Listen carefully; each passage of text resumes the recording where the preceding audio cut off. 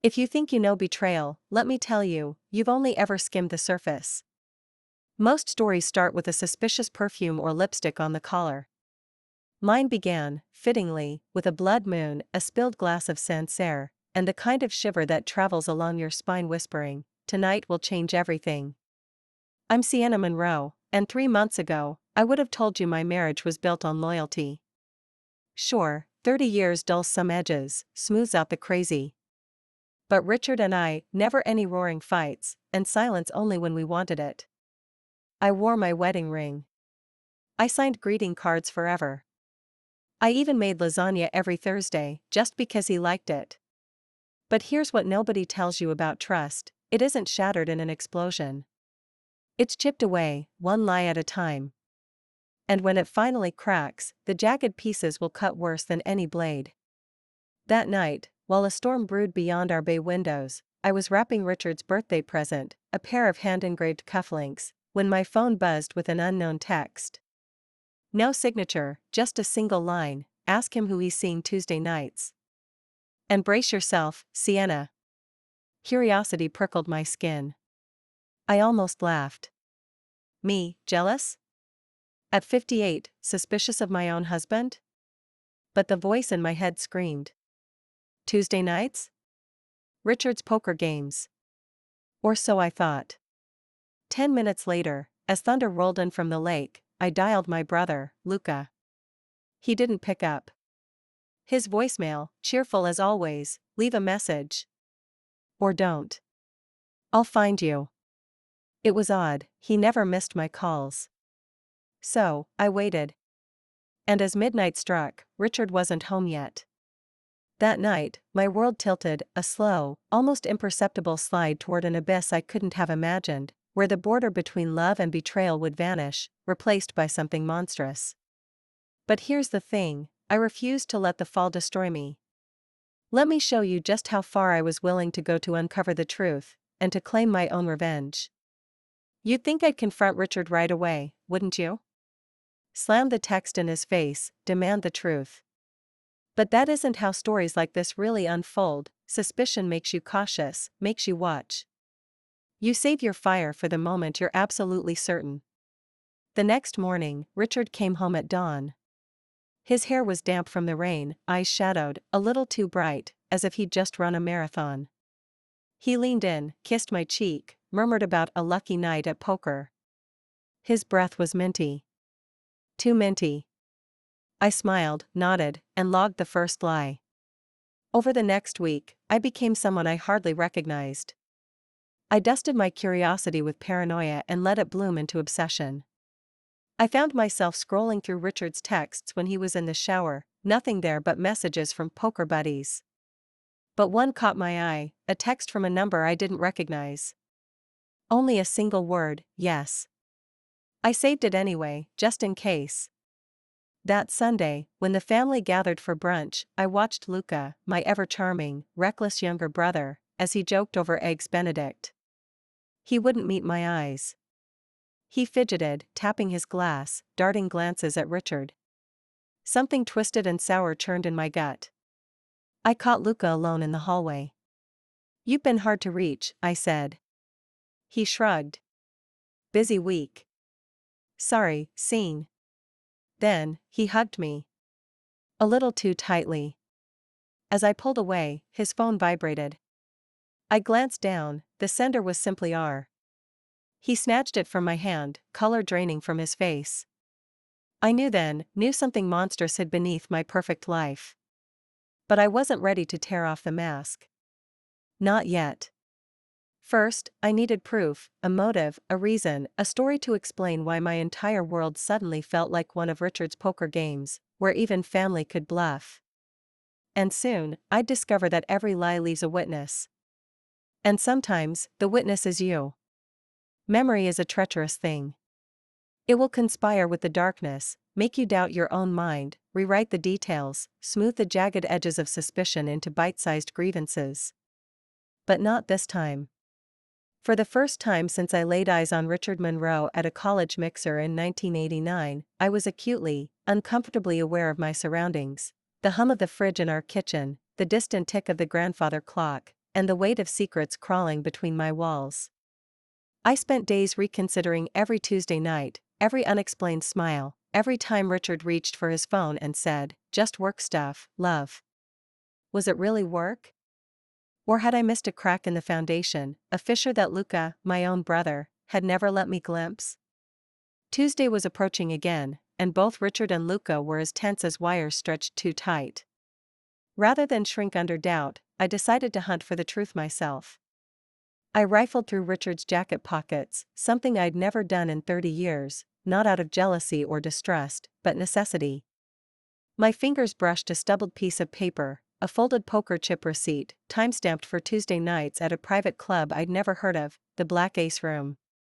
For 20 minutes, I stared at those words. I imagined the place, dark paneled walls, the air thick with cigar smoke, laughter covering dangerous conversations. Was it really just poker, or had my husband, my brother, been playing a different kind of game? Curiosity warred with fear, but for once, I leaned into my worst instincts. I called the club, disguising my voice as a bored event planner. "Is Richard Monroe's table available Tuesday? I need the quiet room." The receptionist was polite but cagey. "That's a private booking, ma'am. Mr. Monroe values his privacy." My heart thundered. He was hiding more than a card game. That night, I waited until Richard left, kissing my forehead with habitual tenderness, murmuring, "Don't wait up. Late game tonight." I watched his silhouette blur in the rain through the bay windows, and as soon as his taillights faded, I changed into dark jeans and a nondescript trench coat. I could have called a PI, but I needed to see with my own eyes. I needed the betrayal to feel real, sharp, not muffled through someone else's words. The cab ride to the Black Ace Room felt endless. I rehearsed a dozen stories in my head: a lost wallet, surprise anniversary, bored housewife. The driver barely looked at me, which suited my mood.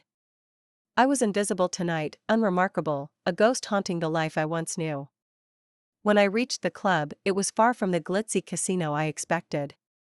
Instead, a speakeasy-style entrance nestled between a cobbler and a vape shop, with a dim gold light and a large man in a pressed black suit checking names. My palms were slick with sweat as I approached. "Monroe party?" I breathed, half hoping he'd turn me away. He looked me over, and, miraculously, just nodded, waving me in. Perhaps all Monroes were welcome. Or perhaps, I thought grimly, even a place of secrets had looser standards than my own home. Inside, the club hummed with a different energy: hushed voices, suppressed laughter, glasses clinking. I inched along the shadowed edge, careful not to draw attention. Farther in, behind a frosted glass door, I heard it, the bass purr of my husband's laughter, unmistakable, even muffled. I pressed close, searching for a crack in the glass. Richard's shadow flickered, and there, across from him, unmistakably, sat Luca. My brother. Too close, too intent, like conspirators. They smiled at each other, sharing some private joke. Luca's hand, casual as smoke, drifted over Richard's, lingering too long to be mistaken for friendly camaraderie. A shiver ran through me, recognition with a flavor I'd never tasted. Intimacy. Hunger.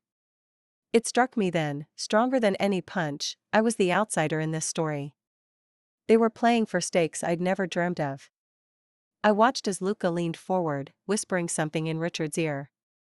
My husband's face softened, eyes shining in a way I hadn't seen in years. Beneath the poker face, the real game was just beginning. And I swore to myself, I would unravel every single hand they'd played, every secret, every heartbreak. Whether it was love, lust, or something far darker, I'd see the truth laid bare beneath the cruel fluorescent lights of their private club. Knuckles white on my purse, I turned back into the rain, the taste of betrayal sharp on my tongue. The game was on, and, for once, I wasn't playing by anyone else's rules. Nobody tells you what it's like to walk home through rain with your heart split open. They write songs about heartbreak, but they never mention the cold, dense ache in your bones, or the way every streetlight flickers as if it, too, might go out at any minute. I floated through the darkness, each footstep heavier, like I was wading through molasses. By the time I reached my front door, dawn's first light was smearing the horizon. I looked at my trembling hands and realized nothing in my life would ever be solid again. I left my wet trench coat on the kitchen floor. The ticking of the grandfather clock drilled into my skull, mocking my sleepless state. I thumbed through my phone, reading and rereading the single unknown text that had detonated my peace. Ask him who he's seeing Tuesday nights. And brace yourself, Sienna. But I wasn't ready to confront anyone. Not Richard. Not Luca. I needed more than shadows through frosted glass and surreptitious glances. I needed confession. So I played my part the next morning. I made coffee, cooked eggs just the way Richard liked, fluffy, a sprinkle of chive. He came down bleary-eyed, pressed a kiss behind my ear, and barely looked at me as he scrolled his phone. How was poker? I asked as breezily as I could. Win big? He grinned, but it flickered. Not bad. You know, just the usual. The lie was clean, practiced. My own smile stretched so tight it hurt. After breakfast, I wandered to the garden, my sanctuary. But even the roses and dew-sparkled grass looked menacing, like props on a sinister stage. As I pruned the thorniest bush, memory bit me again. Years ago, Luca had given me a silver locket for my birthday, and Richard had joked, "Now you have two men who will always keep your heart safe." How cruelly the universe must laugh. By noon, I needed answers or I'd dissolve. I called the only person left who knew how to listen, my old friend Melinda, a therapist who could spot a lie by the hitch of your breath. "I need to see you," I whispered, hands shaking. "It's Richard. And Luca."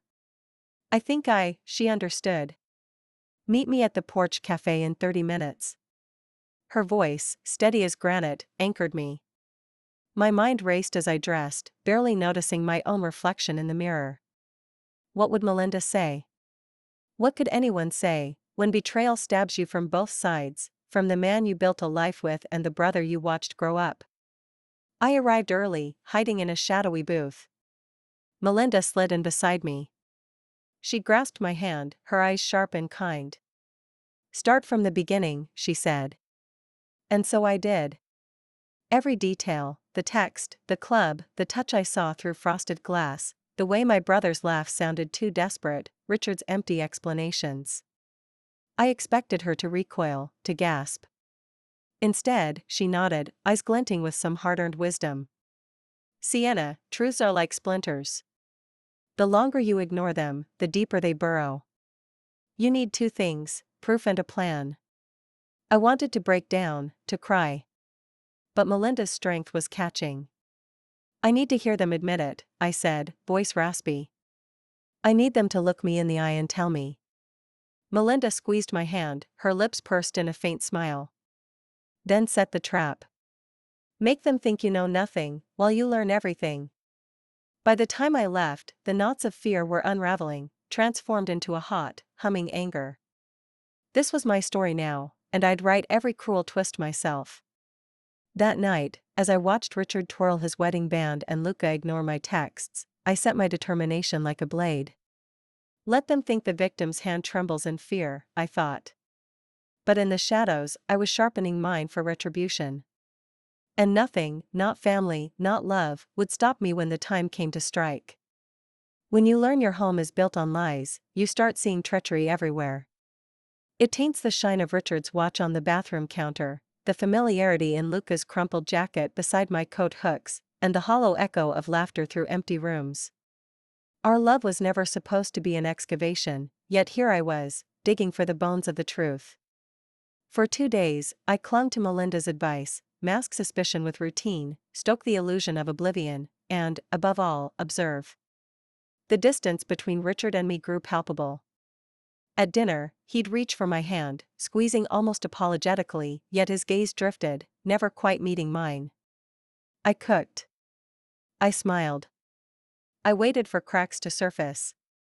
But it was Luca who broke first. Midweek, he appeared at my door, a 6-pack of root beer, my childhood favorite, in hand and a bland, sheepish smile plastered on his face. "I just needed to see you, seen," he said, voice strained. "It's been a weird week." He looked 9 years old, lost, breakable. I ached to hug him, but mistrust sat like a stone in my chest. We sat on the back porch, the air thick and darkening as dusk fell. He talked about his job, the city, our parents. He didn't mention Richard. I watched his hands fidget, the habit he'd never outgrown. When I asked if anything was wrong, he shook his head too quickly, too adamant. "You think I don't see you hiding?" I challenged, unable to completely conceal my edge. He flinched. "There are things you wouldn't want to know, Sienna. Things that aren't meant for you." The word sliced me. Was my own brother gatekeeping my life? I almost broke down right there, demanded the truth, but Melinda's voice echoed, "Let the lies tangle themselves." Later that night, unable to sleep, I walked through the house, barefoot, hunting for anomalies. Richard's briefcase was left carelessly open in his study, an unopened envelope inside, addressed to him in Luca's slanted script. Temptation 1. I slipped the letter out, heart pounding. But my hands began to shake before I could open it. I heard keys in the lock. Richard, home early. In a panic, I shoved the letter beneath a stack of tax forms and ducked into the powder room as he entered the hall. I heard him pause, as if sensing the shift in air. The silence stretched, taut as a wire. "Is someone there?" he called softly. My voice was composed when I answered, "Just me. Couldn't sleep." He hovered by the door. "I wish you'd let me in. You seem so far away lately." If only he knew how far beyond saving we already were. That sleepless night, adrenaline relentless, I resolved never to be passive prey. They had woven a conspiracy of silence, thinking me not strong enough to hold the truth. But they underestimated the woman they'd left in the dark. And before the game was done, I would learn every secret, no matter how deep it had to be dug from the marrow of my own family. What they didn't know was, I had started to dig my way out. And in the silence, I found the first glimmers of my own power. They say the truth sets you free, but the hunt for it is a cage all its own. All day, the unopened letter from Luca burned in my mind, a forbidden relic hidden beneath bills and boredom. It was more than curiosity that gnawed at me now, it was survival. The house was unnaturally quiet, Richard already gone to work, moving through his new routine with the careful precision of a man juggling too many secrets. Even the cat gave me a wide berth that morning, as if sniffing the new, electric desperation beneath my skin. I waited for the minute hand to crawl past 10, for the sound of the neighbor's hedge clippers, a cover for my own trembling hands. When the moment felt right, I retrieved the envelope with a delicacy I'd reserved for disarming a bomb. Luca's handwriting, familiar loops, an uncharacteristic smudge of ink at the corner. I tore it open. Just once, just to breathe truth instead of stale house air. Inside, 2 pages. The first, covered in scratchy script, "Sienna, you deserve to know everything, but I can't look you in the eyes and say it. I've made a mess of things. I never meant for it to happen. Tuesday nights didn't start how you'd think. I went to help Richard, he was falling apart, talking about things he couldn't share with you," he said, and I thought it was gambling. But feelings snuck up on us. On him. And, eventually, on me. There's no excuse. I lied. I risked everything, our family, my relationship with you. I don't expect forgiveness. This isn't just my secret to tell. I'm so sorry, and so much more lost than you think. Please, please, don't hate me. Luca on the second page, another message, shorter, trembling with regret. "If you're reading this, I've already failed you as a brother." The world slowed, air thick like honey in my lungs. I stared out at the rain-smeared window. Bits of memory spiderwebbed through my mind, Luca's nervous laughter, Richard's phone calls after midnight, the odd tenderness that flickered when they thought I wasn't looking. Suddenly, so much made sense. The way they gravitated together, the shared glances over family meals, secretive and heavy. Every gesture, every inside joke became something else, a code I'd never been meant to crack. And yet, the letter was not just confession. It was also a plea with no demand, a sorrow as raw and honest as I'd ever known. I clutched those pages, feeling old wounds and new ones collide. For the first time since that anonymous text, I cried, ugly, shattering sobs for the brother I'd lost, the husband I thought I'd known, and the woman I was about to become. But when the tears dried, I was lighter. My grief was now a shield, my rage a blade. I slipped the letter into my coat pocket, resolve flowing through me. I would not shrink from this. If Richard and Luca had gambled with my heart, they were about to learn the stakes had changed. I picked up the phone and dialed Melinda. I have what I need. Tell me how to make them talk. I want the truth, out in the open, with nowhere left to hide. On the other end of the line, Melinda's answer was a surgeon's smile. Invite them to dinner. Both of them. Let's set the table for truth. Now, there would be nowhere for my betrayers to run. The dinner table, my mother's antique mahogany, polished for a reckoning, would become the place where secrets had no shadows left. And in the ashes of this betrayal, I'd find the beginning of my revenge. They say the dinner table is a place for families to come together, to share laughter and love, to smooth the wrinkles out of a long day. That night, mine gleamed under the light of the chandelier like a mirror reflecting only secrets. Silverware perfectly aligned, wine decanting in the kitchen, and a roast in the oven, aroma swirling through the house, nearly masking the scent of dread. Days of pretending had honed my performance. When I called Richard at work, my tone was light, playful. Let's have Luca over, just us, for old time's sake. He hesitated for a fraction, then agreed. I messaged Luca with the same breezy charm. Neither suspected the true nature of this invitation. By sundown, the tension in the house was a living creature, pacing from room to room. I wore the pearl necklace Richard gifted me on our 20th anniversary, and the sapphire earrings inherited from my mother, shields and memories, talismans for the truth I was about to unleash. Richard arrived first, arms loaded with tulips, a smile tight on his lips. He asked, special occasion, and I replied, just family. My hands didn't shake as I arranged the flowers in a vase. Sweat prickled beneath my blouse, but I willed myself calm. This was my table now. Luca came 10 minutes late, a bottle of whiskey in hand and shadows beneath his eyes. He hugged me awkwardly, looked at Richard longer than he should have, and avoided my gaze. I guided us all to our seats. I poured the drinks, generous, necessary. We talked, at first, about safe things, garden pests, an article in the Sunday Review, the weather turning. I played hostess, but the words were smoke, vanishing seconds after they escaped. Finally, as I served the roasted pork, I laid the letter on the center of the table, its opened envelope stained with fingerprints. Richard stilled. Luca blanched. Read it, I said quietly. Let's stop pretending. A long, suffocating silence followed, the kind that swallows hope and mercy whole. Richard reached trembling for the first page, his eyes scanning lines he knew were meant for me. Luca seemed to shrink into his chair, face slick with misery. I didn't cry, didn't scream. Instead, I spoke with a clarity that startled even me. I know. I know about the club, about the Tuesday nights. I know you both chose lies over the woman who loved you, over a lifetime of family. So now, tell me. To my face. Both of you. Richard let the letter fall. His voice, hoarse, carried the weight of every secret. I never meant for any of this, Sienna. I was lost. I should have told you, should have stopped. I just, loved me? I spat. Or loved hiding with him?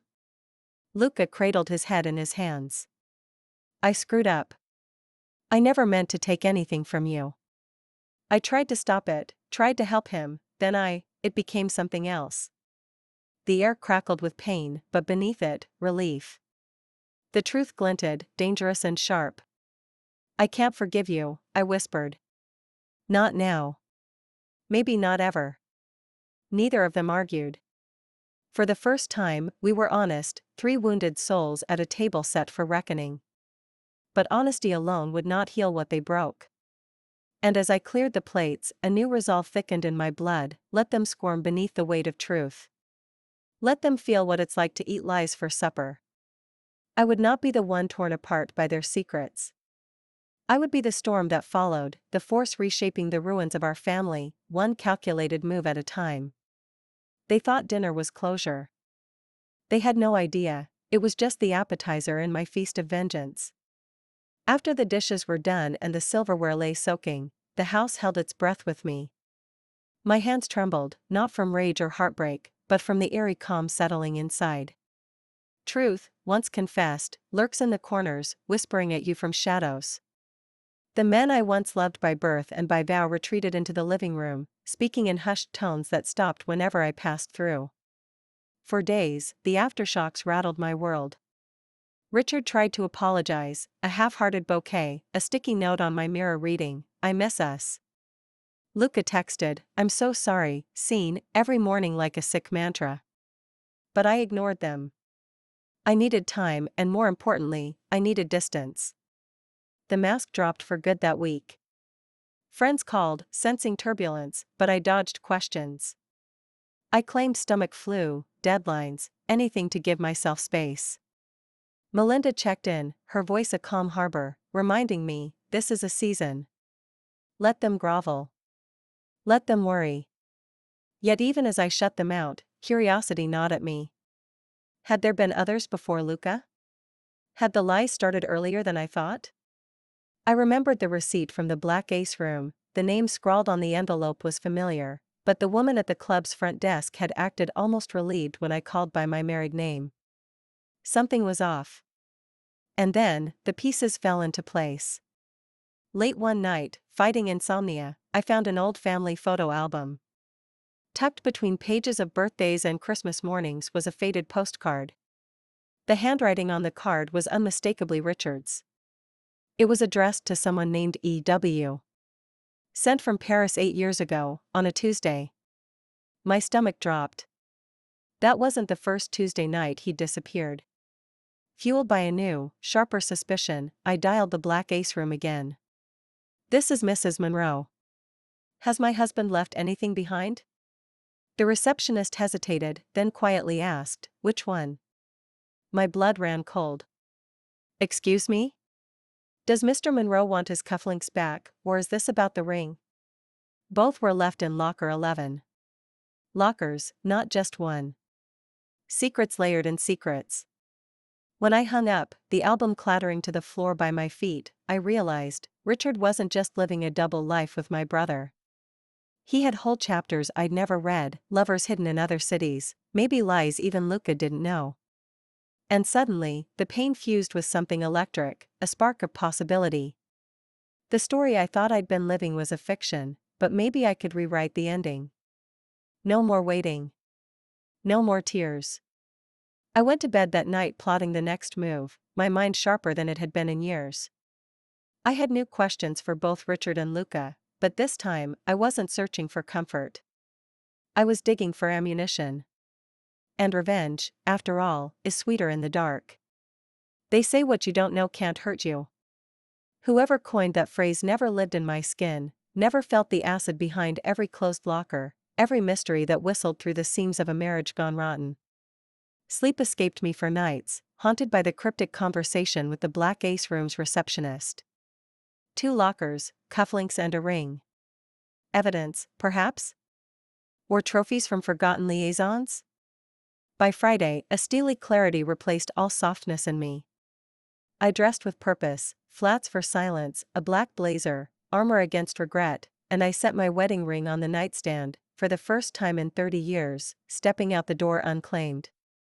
The city hummed with summer heat as I made my way to the club, nerves obscured behind sunglasses. The receptionist recognized me, a flicker of worry shadowing her eyes. "I'd like to see locker 11, I said, voice ice thin. "I'm Mr. Monroe's wife." She hesitated but relented. Maybe pity, maybe guilt, maybe just tired of stories like mine. I followed her through an anonymous hallway, my heels echoing on the tile, heart pounding with every step. The locker opened with a soft metallic click. Inside, Richard's monogrammed cufflinks, their silver dulled by secrecy, and, in a velvet pouch, a gold band not worn in a decade, his college class ring. Memories leapt up, razor sharp. The night he had lost that ring, told me a story about a hotel bar and a careless bartender. Had that been a lie, too? Beneath the pouch, a folded piece of stationery. I carefully unfolded it, pulse thundering. Last Tuesday was unreal. Wish we could do this every night. Hiding in plain sight. See you next week, E.W. My hand shook as I traced the initials. E.W. 8 years ago, the Paris postcard. My history, spliced with strangers. It crystallized then. Richard's betrayals began long before Luca, weaving a tapestry of deception that neither of them had the courage to respect or confess. Back home, I lined up the artifacts on the bed. Their weight was different now. They weren't just evidence, they were leverage. I texted Melinda, my voice steady in written form, "I know everything. Time for the next step." Her reply was swift, "Don't just expose him, dismantle him. Make him answer for every lie, not just the ones you shared." That evening, I poured myself a glass of Sancerre and sat at my desk, fury blooming in my chest and icy focus flowing through my limbs. I drafted a letter, not one of surrender, but declaration. Photographs. Scans of every relic. Details of every night he thought he'd gotten away with betrayal. And I made 3 copies, one for Richard, one for Luca, and one, my favorite, for E.W. The stranger with initials now scorched into my timeline. I sealed each envelope and smiled. Tomorrow, the real game would begin, not behind closed doors, but for all the world to see. Little did my husband or my brother know, for every secret hidden in the dark, I would light a fire they couldn't escape. One locker at a time. And this revenge? It was just getting started.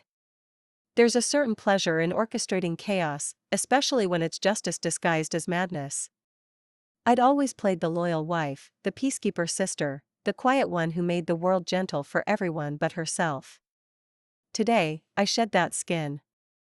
The 3 envelopes lay on the kitchen counter like explosives waiting for a spark. Each contained affidavits of betrayal, photos from the locker, decades of white lies preserved in ink. The air crackled with the anticipation of disaster. Richard was home before dusk, an early return, likely haunted by guilt or simply an ill fate. He set his briefcase down and found his envelope by the kettle. As he opened it, his face warped, shock, fear, then a sickening resolve. Before he could speak, the doorbell cut the silence. Luca, punctual for once and oblivious to fate, stepped inside. He spotted his own envelope, a deer in headlights as he read, the color draining from his face. "I know about Paris," I said, voice as cold as a marble slab. "I know about E.W., about all of them, not just each other." Richard sat, suddenly ancient. "Why are you doing this, Sienna?" I smiled, wolfish, beautiful in my rage. "Because you made me invisible in my own life." "You both did." Before they could protest, I slid the 3rd envelope across the table. "And this," I said, "is for the one you both forgot." The room twisted in on itself in confusion, questions shimmering at the edge of their shock. I explained nothing. They didn't deserve clarity just yet. Instead, I called Melinda and asked her to meet me at the Black Ace room the next night. I wanted witnesses, old secrets peeled back in public, not cloaked in apology. My story would not be swept into the silence where their shame liked to nest. That evening, Richard and Lucas sat in stunned silence, the artifact-strewn bed between them a tomb for the man and brother I'd once loved. For years, they had played their secret games, but with every move, they failed to see I'd learned to play, too. In the next act, I would not simply expose them further. I'd make sure every secret was delivered to E.W., and to every other pawn in Richard's double life. Retribution is an art. Tonight, I was just sketching the outline. Let the masterpiece begin. Some people court destruction with a blindfold and a smile. Not me. That morning, as I dressed in a crisp white blouse and my sharpest skirt, I looked like a woman headed for brunch. In reality, I was marching toward war. The 3rd envelope, addressed to E.W. felt radioactive in my purse. My hands didn't shake. They were steady with purpose. At Melinda's urging, I'd arranged a meeting at the Black Ace Room, a place heavy with too many ghosts to count. I texted EW from Richard's phone, a trick I'd picked up in the wake of betrayal. Need to talk. Tonight. Locker 11. Melinda parked across the street for backup. She believed in me more than I believed in myself, her eyes steel bright as she squeezed my shoulder before I slipped into enemy territory once more. Inside, the club's air was thick with aftershave and anxiety. I handed the receptionist the envelope without a word. Please give this to EW when he arrives. I'll wait. Tick. Tock. Every second stretched, sweat beading under my hair. Then, just as I rehearsed my calmest smile, a slender figure glided through the door. Maybe early 40s, jaw set like stone, impeccably dressed, a presence both electric and understated. He asked for locker 11, eyes flickering to me with recognition and a pinch of fear. Here was the wife, the riddle. I'm Ewan Wallace, he announced, voice cool as gin. You must be the famous Mrs. Monroe. I let the famous hang, let it sting. We have unfinished business, I replied, gesturing to a corner table. We sat. The envelope between us was Pandora's box. He slid it open, eyes darting across the proofs of Richard's infidelities, Luca's guilt, my Cold War declarations. Ewan's composure cracked, just for a moment. I loved him, you know. Not the way he wanted, perhaps, but enough to believe his lies. Enough to keep his secrets, until Paris. For years, I had imagined the other woman as faceless, grasping. To see Ewan, a man, heartbroken and weary, warped the narrative. Richard hadn't picked him out of lust or rebellion, but out of loneliness, a need to hide parts of himself from the only person he'd promised everything to. Me. You do know you aren't the only casualty, I said, voice unwavering. My brother, Luca, he believed he was the last secret, the greatest. Richard let him believe it. Ewan laughed, bitter and beautiful. Richard makes you believe you're the only truth in his life. That's his real talent. We forged a silent, temporary alliance in that booth, a compact born of mutual devastation, not comfort. I gave Ewan copies of every damning secret, every breadcrumb leading back through decades of duplicity. What will you do? He asked at last. Set the truth loose in every direction. No more shadows. Make him feel what it's like to be hunted by his own lies, I promised. If you want justice, you'll help me. Ewan paused, then nodded. He took years from me. He'll pay. I left the club lighter, shoulders squared, fire licking through my veins. Ewan Wallace walked beside me for a block, two conspiracy-weary souls, finally out of the dark. He slid his card into my hand before parting. Call if they try to twist the story. That night, as Richard and Luca stewed at home, two men scrambling to contain what had been unleashed, I poured another glass of Sancerre. My phone buzzed. Ewan, already moving, already spreading the truth in corners I'd never imagined. Let Richard face the men and women he'd wronged. Let him see his web unravel, thread by thread. I had allies now, living proof that hurt runs in every direction. And as power filled the void betrayal left behind, I began to understand, the game had never been about keeping my family together. It was about burning every lie down until only the truth could survive the flames. The morning after my meeting with Ewan, I awoke to the hush of a house cowering beneath its own guilt. Richard's side of the bed was empty. In the hallway, Luca's shoes were gone, he hadn't slept under my roof. Only my reflection, pale and unyielding, kept me company as I made coffee, rehearsing the words that would finish what I'd started. My phone was alive with new messages. One from Melinda, "You're brave, Sienna. They'll panic now. Be ready."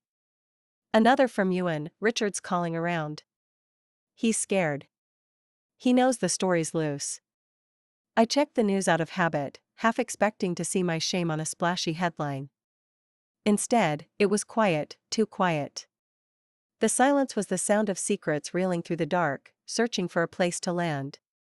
By midday, my front door rattled open violently. Richard stood there, eyes bloodshot, suit askew, the mask of composure finally torn away.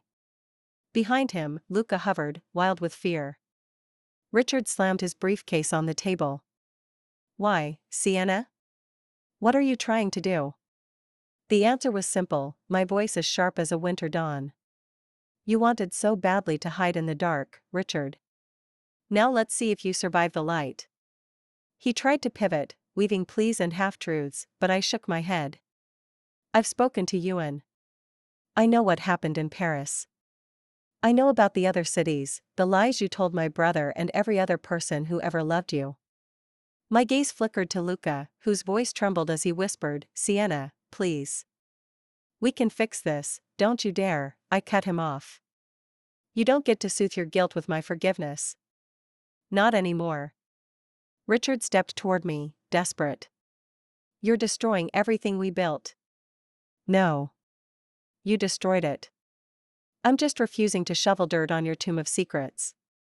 Luca, broken by the weight of his own agony, finally collapsed onto the floor, knees hugged to chest, sobbing. Even then, I felt no satisfaction, only a cold resolve.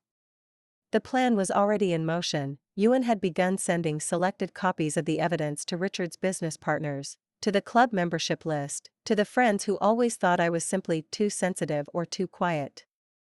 I'd mailed another thick packet to Richard's mother, the woman who raised him to think love was always a mask.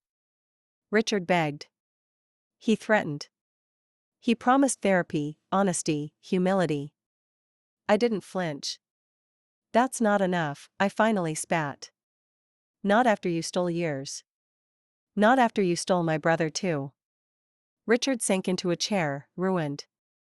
I stood over them both, one man destroyed by lust and cowardice, the other by needy, reckless hope, and declared, "You will both leave. You will never contact me unless it is through my lawyer. I am done bleeding for men who only know how to disappear." I left the house for the last time that afternoon. I didn't look back. Out on the sidewalk, the sun was bright, relentless. My phone rang again, Ewan, letting me know the final message had been sent. I almost smiled. Behind me, my old life burned itself to ash. Ahead? Anything I wanted. This is how you reclaim power, by lighting the match yourself, and refusing to mourn what never truly belonged to you. Chaos, after all, is only the beginning of freedom. And my revenge, still unfinished, was about to become legend. You never know how heavy your freedom will be until you finally lift it. That night, with my old life reduced to embers behind me, I walked the city streets, no destination, no ring on my finger, no guilt clutching at my throat. I was hollow, scorched, but for the first time in decades, I belonged only to myself. It's strange, the way endings twist into beginnings. My phone, once a portal for heartbreak, now buzzed with new allies. Ewan texted, "He's running scared, old friend." Well done. Melinda sent a simple heart emoji. I laughed, giddy, broken, unstoppable. Yet in the silence of my rented apartment, revenge tasted bittersweet. I'd exposed Richard and Luca, carved out the rot, but the ghost of our love still haunted the corners. I expected to cry. Instead, I brewed tea, sat on my tiny balcony, and watched the sunrise creep over glass towers, every ray banishing the shadows left by their lies. A week passed. Word spread, suburban whispers, workplace gossip, the club's rumor mill swirling with my name. Some called me cruel. Some called me a survivor. No one called me invisible. One afternoon, a letter waited at my door, Richard's handwriting, raw and desperate. He apologized, begged for understanding, praised my courage. I tore it up unsentimentally, scattering the shreds from the balcony. Let the city carry away his words. Then, side dagger, from Luca. I miss you. I ruined us. I'll always be your brother in some way. I sat with that ache, unapologetic in my fury and my grief.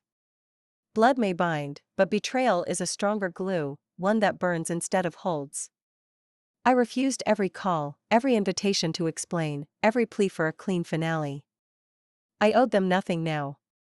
Let them spiral. Let them taste the chaos they sowed.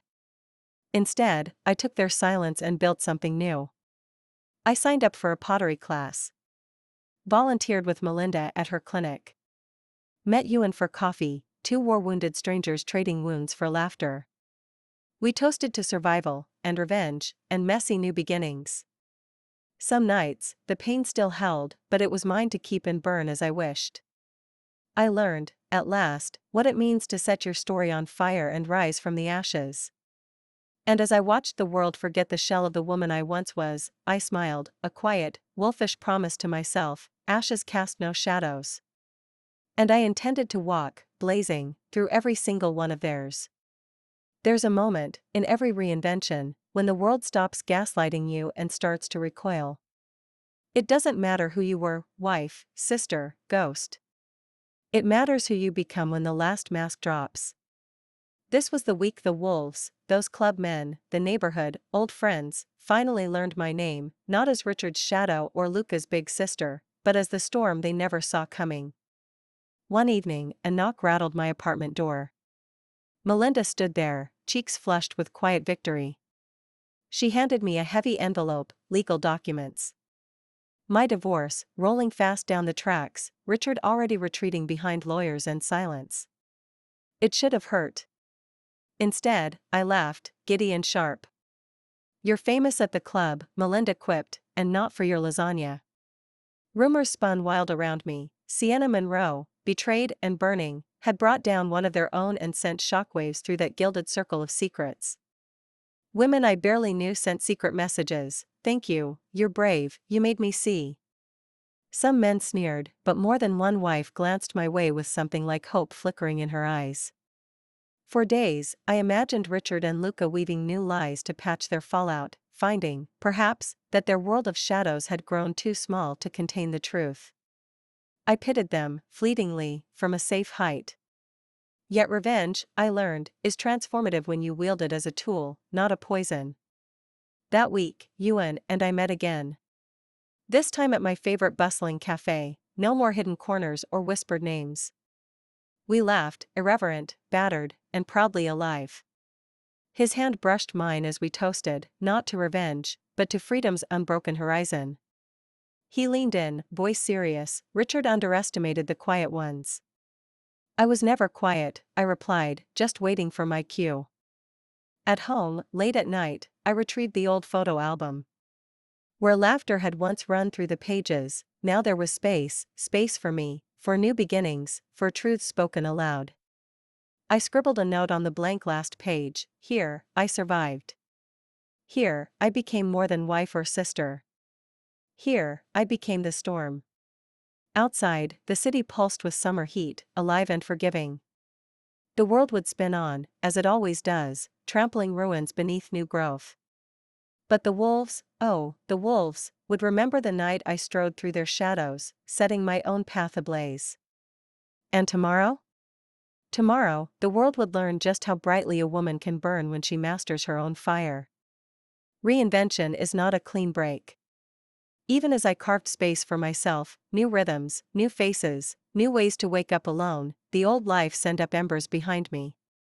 One afternoon, as clouds pressed low and thunder crawled over the city, I let myself wander back to the shell of my old home. Not to knock. Not to reclaim. Just to see what the world looked like from the outside.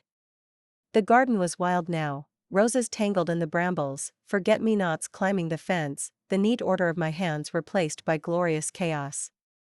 Richard's car was gone, the windows tightly shuttered. I wondered if he saw my ghost moving through the tangled green and felt regret. Not for the loss, but for underestimating what would grow in the ruins.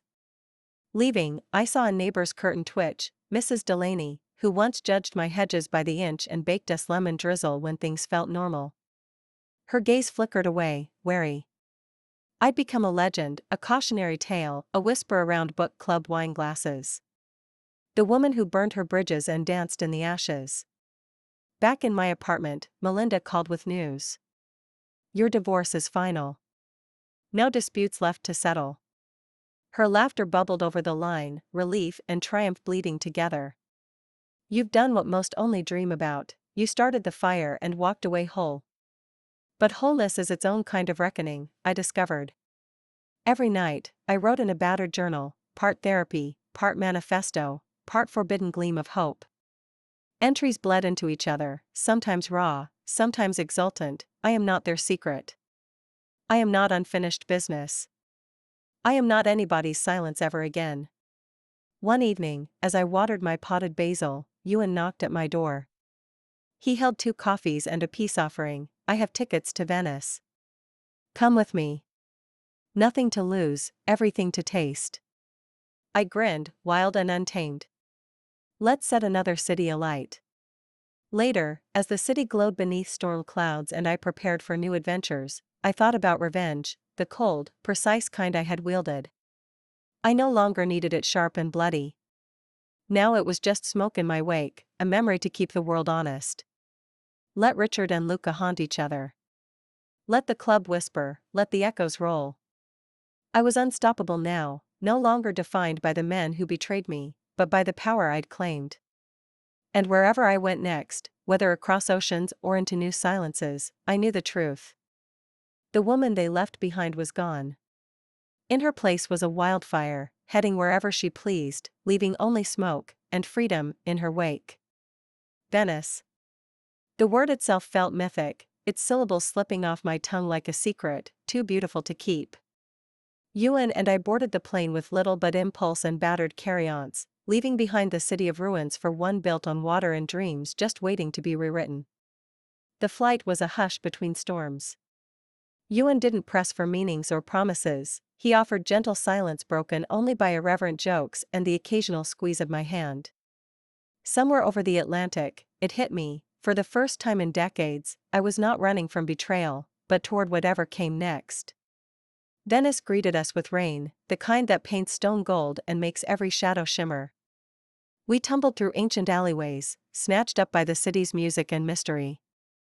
Gondolas drifted below my window, and I found myself laughing so freely that strangers smiled back in delight. Ewan and I made a pact, no secrets, only stories. No ghosts, only now. One night, under the crumbling arches of a waterside cafe, I read aloud from my journal. Ewan listened, eyes kind and horizon wide, as I bared my wounds without shame. I spent so long being someone else's hidden truth, I confessed, voice trembling. Now I want nothing but to be seen, for everything I am, scars and all. He raised his glass to me, solemn, to Sienna, braver than every man who ever tried to own her shadow. We toasted. Venice, in all its broken beauty, became a crucible for the new woman I was forging from the ashes. But reinvention is not escape. Richard's name still haunted news back home, a scandal not easily fogged up and forgotten. Luca sent one letter, his apology a last, desperate grasp for absolution. I did not answer. Instead, I filled the city with new memories. Murano glass beads in my pockets. Ewan's warmth beside me as we traced the Grand Canal by moonlight. My laughter echoing across church steps, daring the world to call me anything but unbroken. On our last evening, I returned to the hotel early, leaving Ewan in the piazza. Alone, I stared out over the water, watching city lights burn like constellations. I pulled my mother's sapphire earring from my bag, a piece of home, a piece of war. I kissed it, whispered thanks to every version of Sienna who kept going, and tossed it gently into the deep. A small, private ritual. Not for revenge, not for them. For me. For every tomorrow waiting beyond the tide. Venice sang its quiet approval, and I closed the window. Now, I would begin a new chapter, this time entirely my own. Venice in early dawn is a city suspended between worlds, a cathedral floating on mist, where every secret feels safely adrift and heartbreaks are softened by saltwater and song. On my last morning, I awoke to bells tolling over quiet canals. Next to me, a note from Ewan, meet me at the Rialto. New beginnings deserve their view. Walking through shadowed alleys, I noticed the city waking as I was, slow, luminous, ready to risk something new. Street vendors unpacked sun-warmed artichokes, gondoliers shouted greetings, children darted under archways, laughter ricocheting off painted stone. This was not the backdrop to my old tragedy, this was a stage for something I'd build myself. At the bridge, Ewan was waiting, 2 cappuccinos in hand, mischief in his eyes. Sunlight painted halos on the water. We talked of future travels, not as lovers clinging to escape, but as two people who understood the price of self-forgiveness. You could stay, he said kindly, or we could go anywhere. I sipped my coffee, feeling the irrepressible lightness in my chest. Venice is beautiful, but I think I want an address again. Walls that are mine, laughter I plant myself. Ewan understood. You don't owe anyone your shadow, Sienna. Least of all me. The day turned gold and busy. We wandered markets, bought nothing but figs and flowers. I sent a postcard, no return address, just a careless, revolutionary scribble. I am not apologizing for surviving. Don't wait up. I did not sign it. That night, Venice turned out for a masquerade festival. Locals in glittering masks danced in hidden courtyards, anonymous and bold. Ewan bought me a mask dappled in blue and gold, swirling promise. I wore it, and for the first time saw myself not as the woman left in the ashes, but as the one who'd stepped defiantly from the fire. We danced until the bells tolled midnight and the world slipped into laughter and wine and hope. I let the mask float away on the canal, watching it bob, silver and fearless, into the unknown. When I left Venice, I did not look back, not from sorrow, but from purpose. I carried no shame, no burden, just a wild hunger for the next mystery. The masks were gone, for everyone. Only I remained, true, radiant, and finally unhidden. Tomorrow, the world would have to learn my name again. But this time I would teach them with every unmasked step I took. There's a peculiar freedom in returning home to nothing familiar, carving a new outline in the dust of your own reinvention. I landed in my city on a cloudless morning, luggage lighter than it had any right to be, memories heavy relics scattered across oceans. No more shadows waited behind hedges. No more old keys heavy in my palm. Only a blank lease in a sunlit apartment draped in possibility. The first weeks were filled with noise, moving boxes, hammered nails, new friends gathered on the floor with takeout cartons and laughter. Walls I painted velvet green and dusk blue, colors I would have never chosen for someone else. I bought wildflowers at the market just for myself, and not once did I check my phone expecting Richard's messages or Luca's apologies. One evening, as summer thunder rolled, Melinda arrived bearing a housewarming pie. She toed off her shoes on the threshold, whistling at the empty walls and the bright kitchen. "You're not running anymore," she said, settling onto my window bench. "You're blooming." We toasted to new beginnings, mine, hers, the world's. If the city still whispered about my name, let them. If the men who once defined me still searched for someone to blame, let them waste the rest of their days in the labyrinth of each other's regret. I started writing again, not manifestos of pain, but stories that twisted, spun, and roared, full of heroines who claimed their darkness and wore their scars like banners. Ewan, now a friend and fellow survivor, sent postcards from cities he streaked with his own newfound light, promising, "The world applauds the ones who refuse to hide." Sometimes I wondered about Richard and Luca, where they had landed in the wake of my storm, what stories they spun to justify the collapse. But curiosity no longer festered inside me, instead, it flickered once, then vanished, starved of fuel.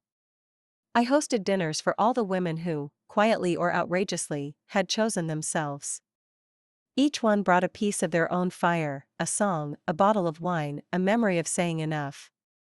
Around my reclaimed table, laughter was louder, stories less bitter. We were the authors now, not the cautionary tales. One crisp morning, as sun poured over my cluttered desk, I finished a short story, a love letter to the woman I had become. I titled it Phoenix's Kitchen. I sent Melinda the first draft with a note: "Home is anywhere you build yourself from the ashes." In the mirror, my reflection was steady, unapologetic, a little wild at the edges.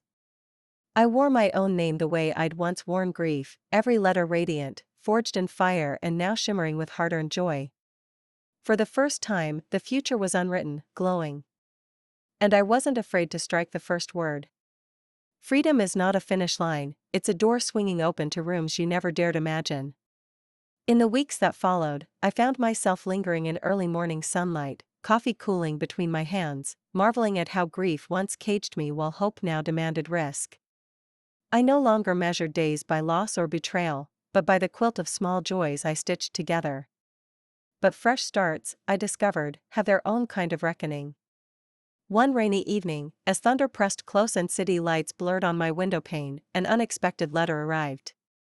No handwriting I recognized, but the return address clanged with history: Richard's mother, Eleanor. Curious, I opened it. Her words spilled across thick paper, uneven, raw, a ledger of regrets borne on a mother's shame. Sienna, forgive the intrusion. Richard will never tell you all his truths. Nor Luca, for that matter. But I must. I knew something was broken long ago: fear, shame, the inability to speak love plainly. I loved you as my own, and I failed you, too, by holding my tongue through the years. Thank you for teaching us all what survival really looks like. I hope my son learns from what he destroyed. You are not just my former daughter-in-law, you are my example. With my admiration, always, Eleanor. I sat with that letter for a long while. I let its warmth and honesty wash away another layer of old wounds. Sometimes the only apology that matters comes from someone who watched the hurt unfold and chooses, finally, to bear witness.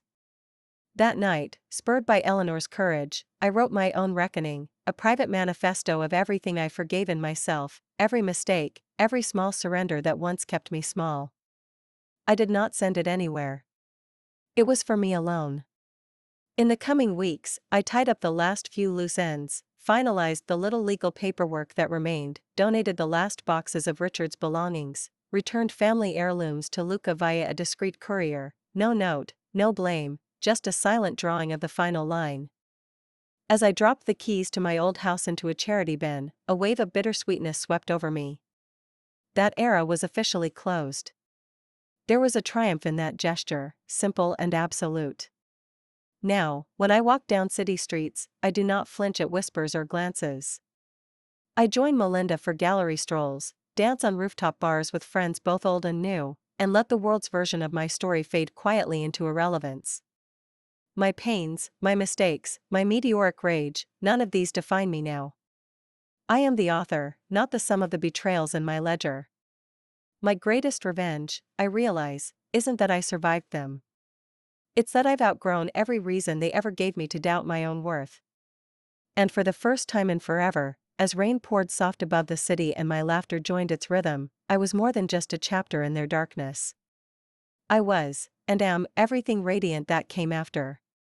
There's a truth nobody tells you about revenge: once it cools, it doesn't taste like victory or closure, it tastes like possibility. Like dawn after long storms, or linen drying on a new balcony. It tastes, most of all, like freedom. Weeks rolled by, blurring into months. My world, once spiraled so tightly around Richard and Luca and their shadows, unraveled into a wide tapestry where the only name that mattered was my own. I wrote. I danced. I fell in and out of love with cities, cafes, wildflowers, and the quiet satisfaction of a dinner party I hosted for women who had also declared enough. News of Richard and Luca faded, their dramas evaporating into gossip or silence I no longer bothered to pierce. Ewan sent me postcards from Cairo, Tokyo, Lisbon, his stories full of life, not regret.